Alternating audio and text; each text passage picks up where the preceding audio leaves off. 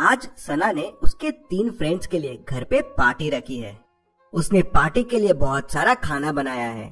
सबसे पहले कोमल आती है तो देखती है कि सना का मर्डर हो गया है। वो तुरंत डिटेक्टिव मेहुल को फोन लगाती है। डिटेक्टिव मेहुल क्राइम सीन पे पहुंच जाता है और देखता है कि सना ने 3 चीजें अपने नीचे दबा के रखी है। उतने में वहाँ रोहन और राहुल भी आ जाते हैं। रोहन डिटेक्टिव मेहुल से कहता है कि मैं पार्टी में सबसे पहले आने वाला था, लेकिन ऑफिस से निकलने में थोड़ी देरी हो गई। राहुल बताता है कि मैं तो लेट ही आने वाला था। डिटेक्टिव मेहुल तीनों को अपने घर का एड्रेस और सना के बारे में लिखने बोलता है और तुरंत समझ जाता है कि खूनी कौन है। कैसे? डिटेक्टिव मेहुल को कैसे समझता है कि खूनी कौन है, क्या आप बता सकते हैं? क्लूज और तीनों फ्रेंड्स को ध्यान से देखिए और आपका आंसर मुझे कमेंट करके बताइए।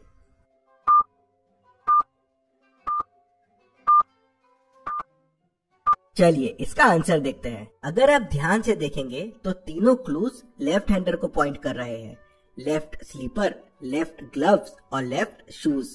और इन तीनों में रोहन लेफ्टी है, तो मेहुल समझ जाता है कि सना ने रोहन के लिए क्लूज छोड़े थे। चलिए अगली पहेली देखते हैं। राजगढ़ में 3 चुड़ैलों का साया था। तीनों चुड़ैल राजा से बहुत डरती थी, तो राजमहल के आसपास नहीं भटकती थी। एक बार महल में आग लग जाती है। किसी तरह राजा बच जाता है। राजा गुस्से में तीनों चुड़ैल के पास जाता है और उनसे पूछता है, मेरे महल को तबाह किसने किया? पहली चुड़ैल कहती है, मैं तो हवा की चुड़ैल हूँ, मैं तो हिमालय घूमने गई थी, आज ही आई हूँ, मुझे कुछ नहीं पता है।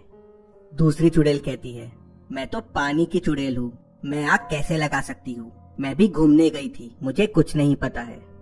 तीसरी चुड़ैल कहती है, मैं भी घूमने गई थी, आज ही आई हूँ, मुझे भी कुछ नहीं पता है।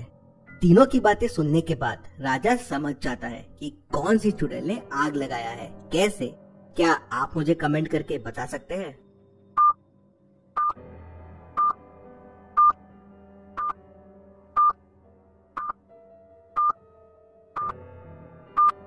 चलिए इसका आंसर देखते हैं। राजा ने चुड़ैलों को बताया ही नहीं था कि महल में आग लगी है। गरिमा चुड़ैल तो छुट्टी पे बाहर गई थी, फिर उसे कैसे पता चला कि महल में आग लगी थी? मतलब वो झूठ बोल रही है, उसी ने आग लगाई है। राजा समझ जाता है। चलिए अगली पहेली देखते हैं। राजा मथुरा दास के राज्य में चोरी हो जाती है। राजा के सिपाही 5 लोगों को बंदी बनाकर लेके आते हैं। पांचों कहते हैं, महाराज हमने चोरी नहीं की है। राजा मथुरा दास का लड़का कहता है, पिताश्री मेरे पास एक उपाय है।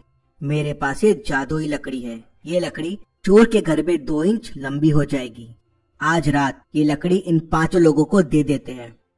जिसने चोरी की होगी उसकी लकड़ी कल बड़ी हो जाएगी। 5 लकड़ी लेके घर चले जाते हैं। अगले दिन 5 वापस महाराज के पास लकड़ी लेके आते हैं। 4 लोगों की लकड़ी वैसे की वैसे ही रहती है, लेकिन एक की लकड़ी 2 इंच छोटी हो जाती है। महाराज को समझ में नहीं आता लकड़ी छोटी कैसे हो गई। क्या आप बता सकते हैं लकड़ी छोटी क्यों हो गई? क्योंकि चोर की लकड़ी तो बड़ी होनी चाहिए थी। ध्यान से सोचिए और मुझे आपका आंसर कमेंट करके बताइए।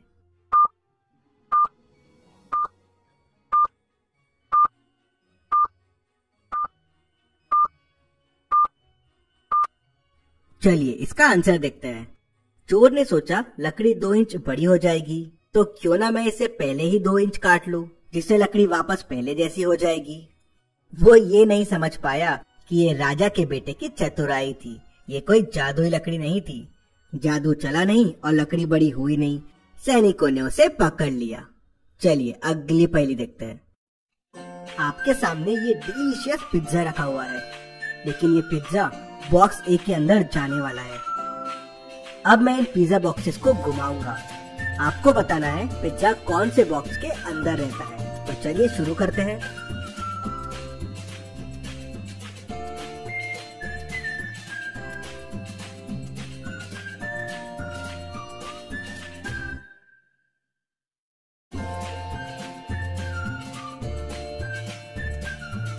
अब मुझे कमेंट में बताइए पिज्जा कौन से बॉक्स के अंदर है।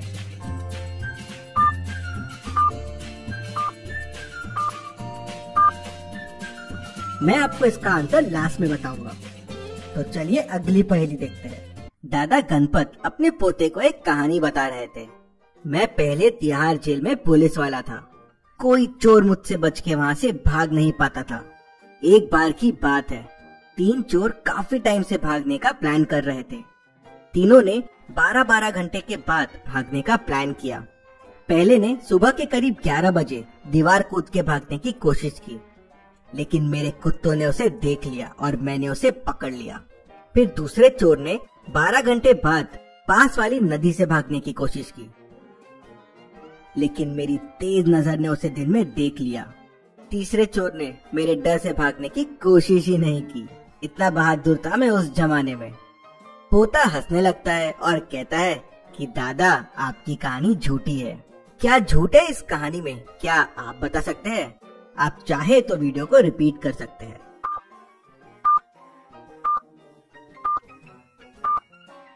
चलिए इसका आंसर देखते हैं।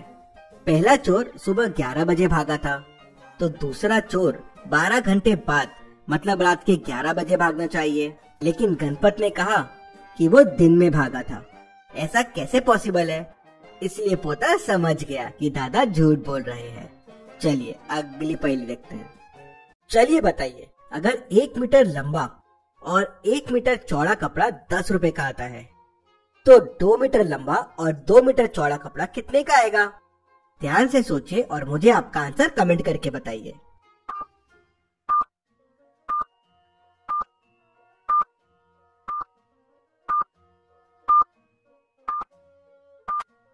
चलिए इसका आंसर देखते हैं। छोटे वाले कपड़े का एरिया 1 है और 10 रुपए का है। बड़े वाले कपड़े का एरिया 2 × 2 4 है। अगर 1 मीटर स्क्वायर का दाम 10 रुपए हुआ तो 4 मीटर स्क्वायर का दाम 40 रुपए हो जाएगा। इसको आप इस तरह से भी सोच सकते हैं कि 2 मीटर बाय 2 मीटर लंबे कपड़े में 1-1 मीटर के 4 कपड़े आ सकते हैं, इसलिए 40 रुपए का हो जाएगा। चलिए अगली पहेली देखते हैं। चलिए मैं अब आपसे बहुत ही इंटरेस्टिंग 5 पहेलियां पूछता हूँ। अकबर के समय आगरा में भयंकर बाढ़ आ गई थी। पूरा आगरा डूब गया था, लेकिन ताजमहल बच गया। बताओ कैसे?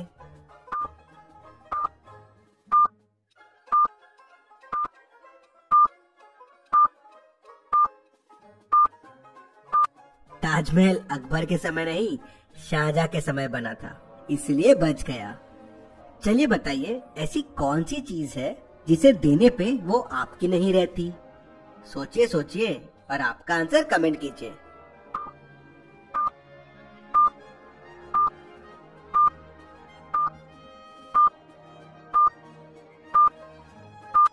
और इसका सही जवाब है सीक्रेट। अगर आपने सीक्रेट किसी को बता दिया तो वो आपका थोड़ी ना रहेगा। चलिए बताइए, ऐसी कौन सी चीज है जो बारिश में चाहे जितनी भी भीग जाए लेकिन गीली नहीं हो सकती?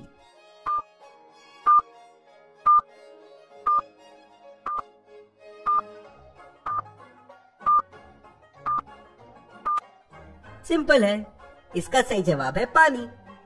चलिए अब मुझे बताइए, अगर एक अंडा उबलने में 10 मिनट का समय लगता है तो 2 अंडे उबलने में कितना समय लगेगा?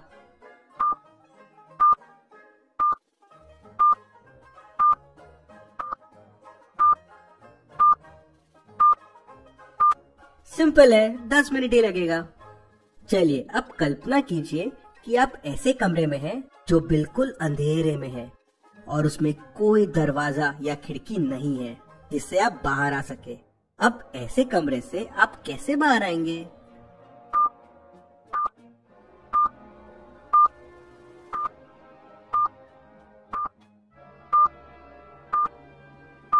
आप कल्पना करना बंद कर दीजिए।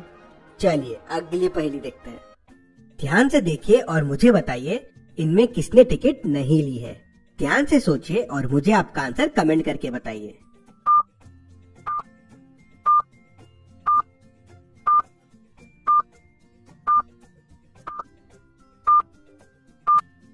चलिए इसका आंसर देखते हैं। पहले तो ये एक मेट्रो ट्रेन है। मेट्रो ट्रेन में जाने के लिए आपको कॉइन लेना ही पड़ता है। मतलब बड़ों में तो सबने टिकट ली होगी, लेकिन ये बच्चे ने टिकट नहीं ली होगी।